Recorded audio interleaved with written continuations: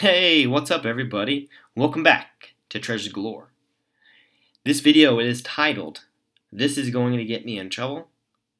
Because, in fact, this video is probably going to get me in trouble. So what I'm going to do is I'm going to go through a chapter that's in Too Far to Walk and give an opinion about what I feel Forrest Fenn is trying to say in this chapter. And I know it's not going to be taken lightly from some people. Some people really think Forrest Fenn walks on water and can do no wrong and, is just perfect. And we all know he's not. He's a great guy. We all know that. We know the treasure's real. Utmost respect for him. But, I just got to call it how I see it. And this is how I see it. Go to chapter 29. Too Far to Walk, page 142. The reason I am doing this is because I talked to another searcher, and he saw the same thing. So it kind of prompted me to say something that I'm not the only one who's just thinking about this. And I'm sure there's a lot of people, and I haven't seen it mentioned, and maybe it has been. I don't know. I haven't, so here I am making a video about it. Chapter 29, Too Far to Walk, page 142. It's called Jackie Kennedy, a Rare Lady. So he talks about, in the 80s, this Jill Cooper, who was married to Tom Udall, who was a senator from New Mexico. She was a friend and asked if he could keep Jackie Kennedy for a few days at his guest house at the gallery, and he says, well, of course. And he was super thrilled about it. So this is where it gets really weird. So he says, and I'm going to read, the next evening I was working late. Okay, he was working late. That's a kind of, okay, he's working late, all right. The next evening I was working late in my office, and there was no one else around. So it was late and there was nobody around, and he was working. Mrs. Kennedy evidently had taken a shower because she donned a terry cloth robe we kept in the closet, wrapped her hair in a large towel, walked out of the hot tub room, down the steps, across the library, through the little atrium, and into the back door of my office, barefooted. Okay, so she didn't just go directly to the front door. She snuck around to the back in just a terry robe with no shoes on. So she's just pretty much has a towel on and naked, just got out of the shower. Forrest Fenn is working late. There's no one else around. Okay? So she walked out of the hot tub room, down the steps, across the library, through the atrium, and into the back door of my office. The back door of his office. And she asked if she could sit down and chat for a minute. For some strange reason, it seemed ordinary, although I'm sure it wasn't.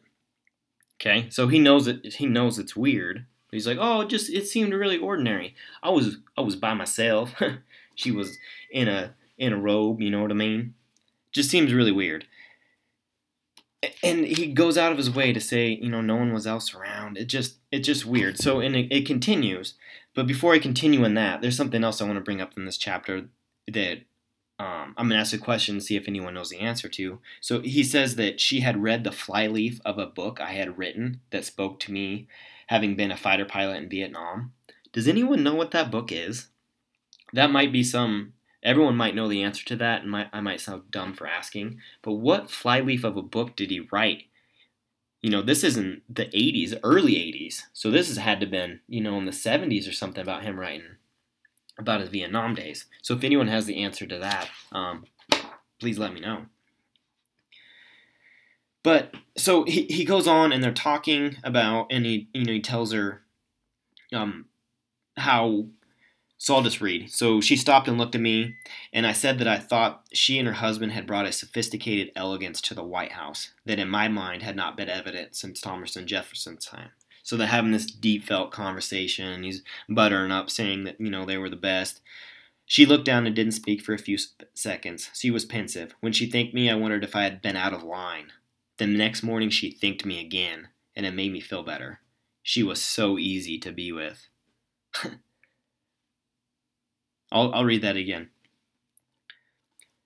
She looked down, and I didn't speak for a few seconds, and was pensive. When she thanked me, I wondered if I had been out of line.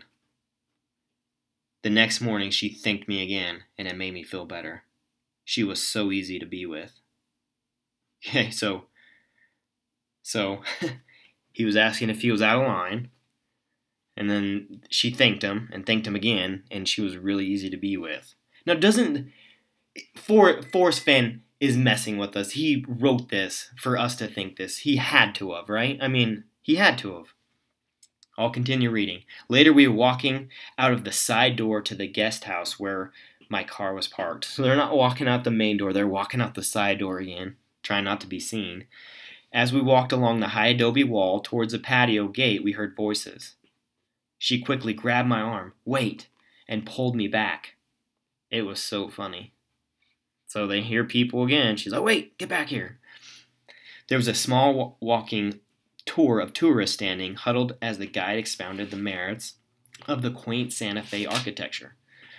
They were totally oblivious of our presence, only 5 feet or so away. After they departed, down the little alley, we went on our way. We both had smiles of victory, knowing that we had won a fun battle and saved some time. Interesting. This is just a short video. Has anyone else seen this or thought this? It just seems really odd that Forrest Fenn's really implying that he had an affair with Jackie Kennedy. And I know some people are going to hate that, but it really does seem like he's hinting at that, does it not? And if it doesn't, please explain how it doesn't, because it doesn't sound good. So, anyways, I know people are gonna get mad. That's all right. I just want to throw this out there and see if anyone has seen it or thought about this, because I thought it was interesting. Tell me what you guys think.